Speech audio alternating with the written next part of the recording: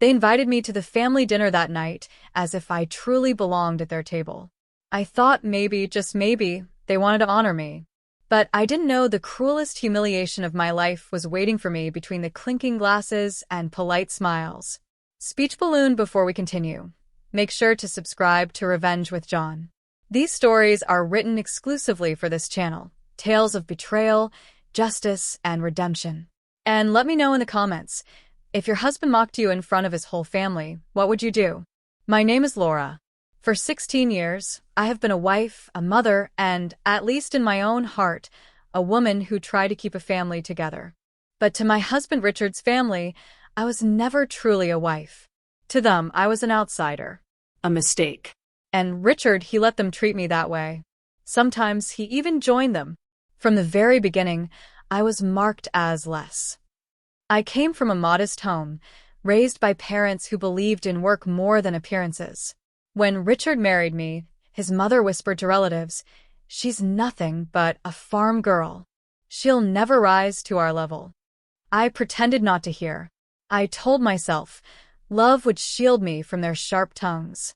But love fades when pride takes its place. Richard built his career with my quiet support. I handled the house, managed our small savings, stayed up late with the bills when he was too tired, and made sure our son Ethan grew up in a home that still felt warm despite the cold glances from his father's side of the family.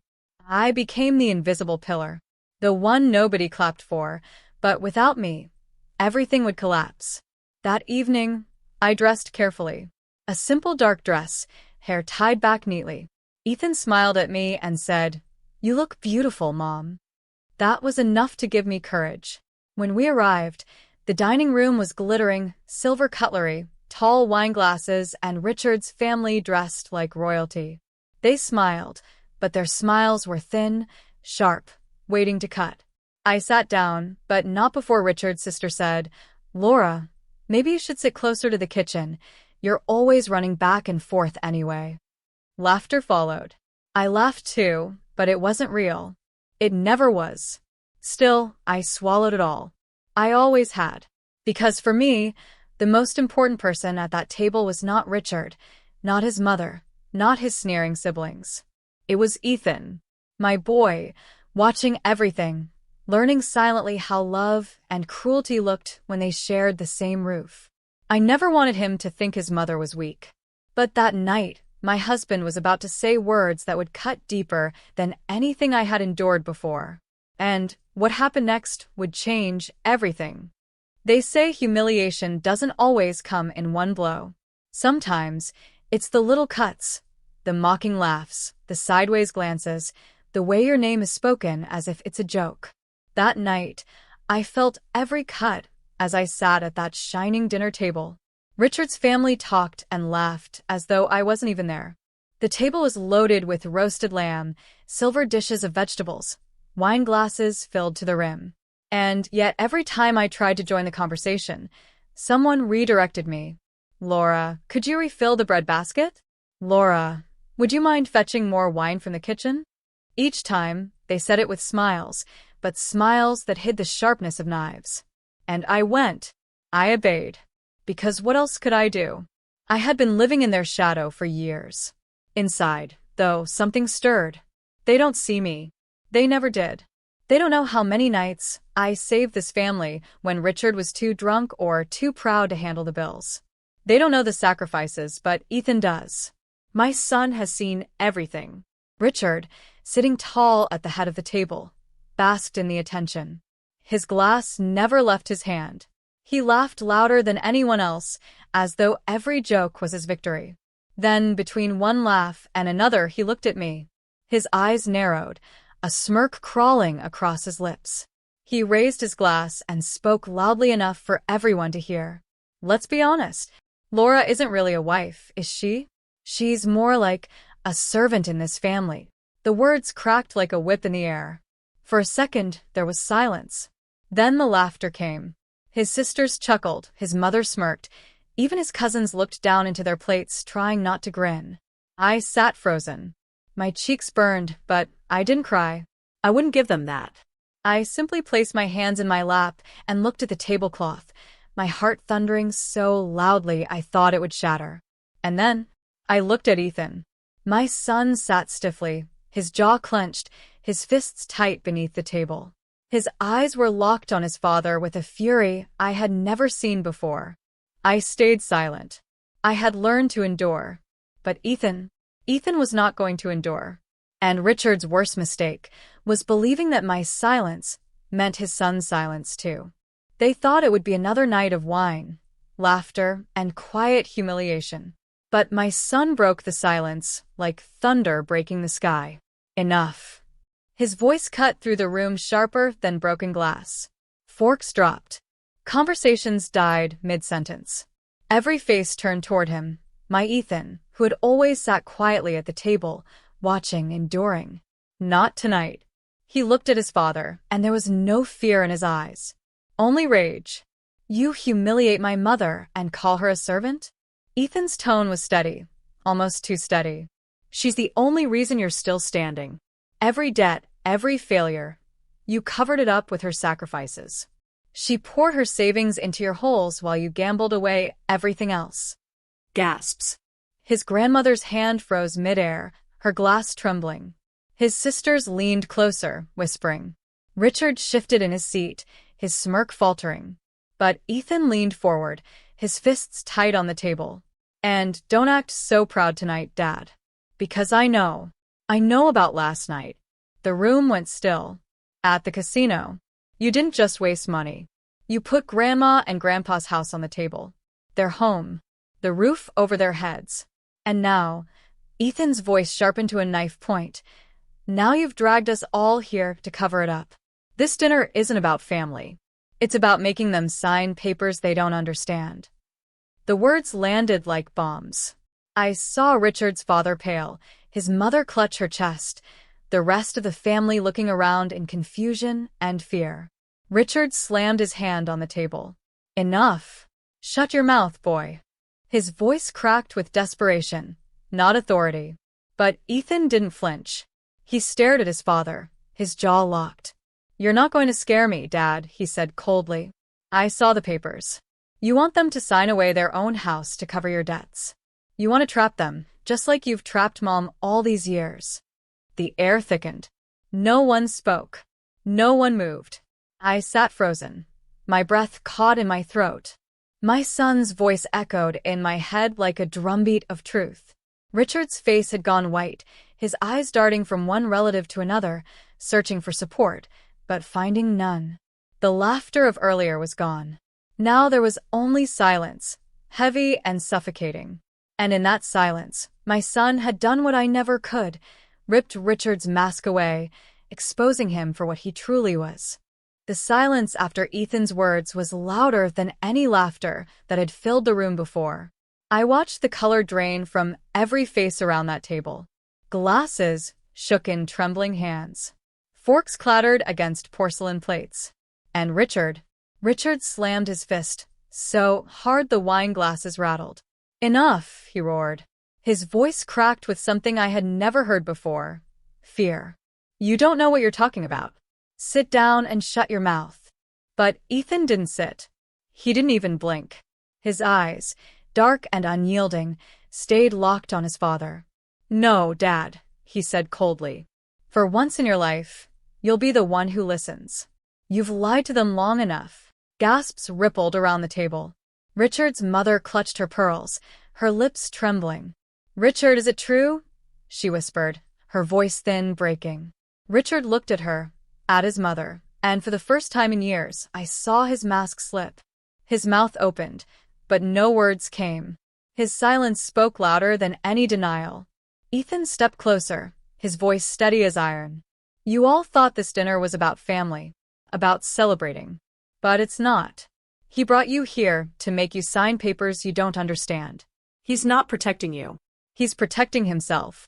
From the debts, from the casinos, from everything he's gambled away. The table erupted. No, this can't be. Richard's father's voice thundered, but I saw his hands shaking as he shoved back his chair. His sisters started talking over one another, panic lacing their words. How could you? After everything we gave you, you put the house at risk? And Richard, sweating, trembling, lashed out at the only person he thought he could still silence. Laura. His finger jabbed at me like a knife. This is your fault. You filled his head with poison. You've always turned him against me. The room turned, eyes flashing toward me. For a heartbeat, I felt the old familiar shame wash over me. But then Ethan's voice cut through it, fierce and clear. Don't you dare blame her. Mom saved you, again and again. Without her, you'd have drowned years ago. And tonight, everyone finally sees it. I sat frozen, tears pressing against my eyes, but not tears of pain. No, this time, they were tears of something else. Vindication. For the first time, the truth was not mine to whisper in the dark. It was laid bare in the light for all to see. And as I looked at Richard, my husband, pale and shaking, cornered by the truth, I felt a new word form in my chest. A word I had never dared embrace until now. Intention. Revenge. The table, once filled with clinking glasses and false laughter, was now a battlefield. And Richard was cornered. Is it true, Richard? His father's voice thundered, rising above the chaos. The old man's hands trembled on the table, but his eyes were burning. Did you really gamble our house? Richard opened his mouth, searching for a lie, but nothing came. His lips trembled, his eyes darted desperately from face to face, but no one rushed to his defense. You took my money, Richard, his sister hissed, slamming her fist against the table. You said it was for an investment. For a new project. And you spent it in a casino? His mother's voice broke through, softer but sharper than any blade. We trusted you. All these years, we trusted you. And you humiliated Laura, while you were the real disgrace. Richard tried to rise, his voice cracking. You don't understand. I can fix this. If you just give me one more loan, I can. No. His father's fist shook the table. Not a penny. Not this time. You've bled us enough. Another voice, his younger brother's, cut through like glass. You're on your own, Richard. Don't come crawling to us again. One by one, his family echoed it. No more money. No more lies. No more saving you. I sat quietly, my hands folded in my lap. For years, I had been the silent one, absorbing every cruelty, every humiliation. But now, I didn't have to say a single word. The family that once laughed with him, defended him, shielded him was turning their backs. And all because my son had dared to speak the truth. Richard's face turned a shade of pale I had never seen before. His eyes widened, his breath quickened. You can't just abandon me. I'm your son, he cried, looking at his parents with desperation. But his mother's reply was cold. You stopped being a son the moment you gambled away our home. The air grew heavy again. I watched Richard sink back into his chair, shaking, humiliated, stripped bare. For the first time, I saw him without his arrogance, without his power. Just a weak man cornered by his own lies. And for the first time in years, I felt the taste of justice on my tongue. For years, my voice had been the quietest one in the room. That night, it became the loudest. Richard sat slumped in his chair, pale and shaking, as his own family turned away from him. His father's voice still rang in the air. You stopped being a son the moment you gambled away our home. And for a long moment, I just watched him. The man who had mocked me, belittled me, humiliated me in front of everyone was nothing more than a broken shell. I rose slowly from my chair. Every eye turned toward me. Richard. My voice didn't tremble. It cut through the air like steel.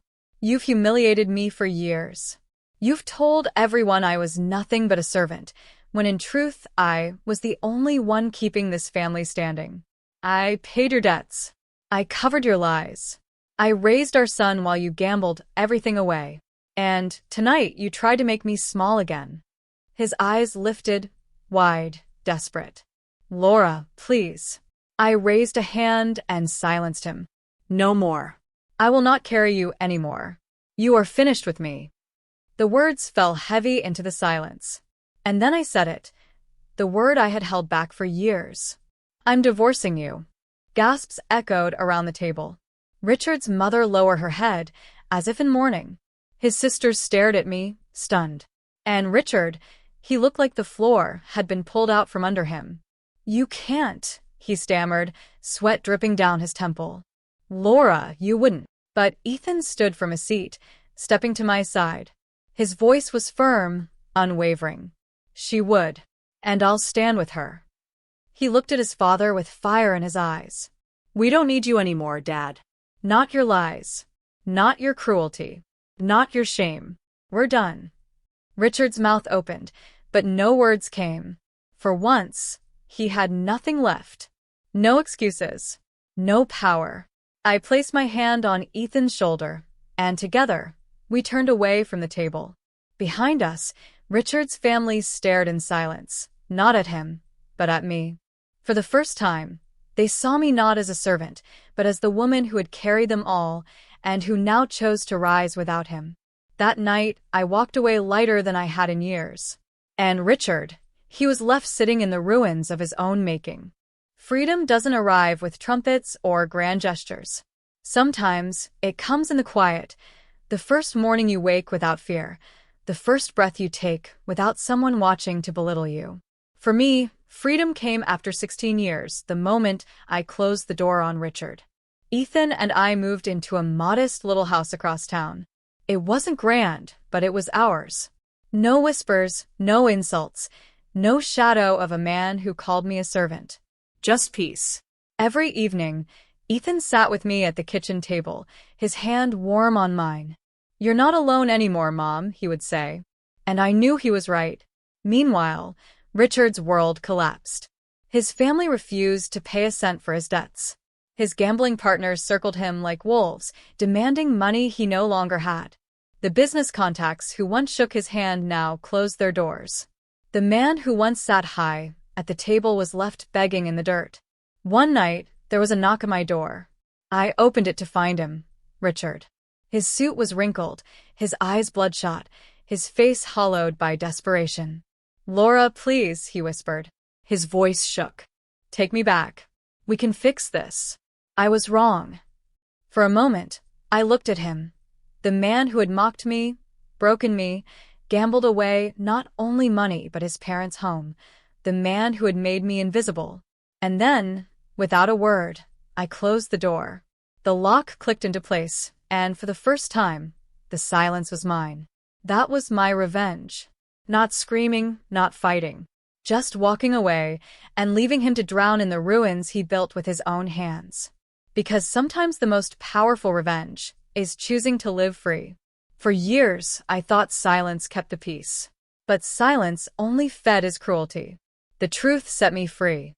Now tell me, if you were in my place, would you have opened the door or closed it forever? And don't forget, subscribe to Revenge with John for more stories of betrayal, justice, and redemption.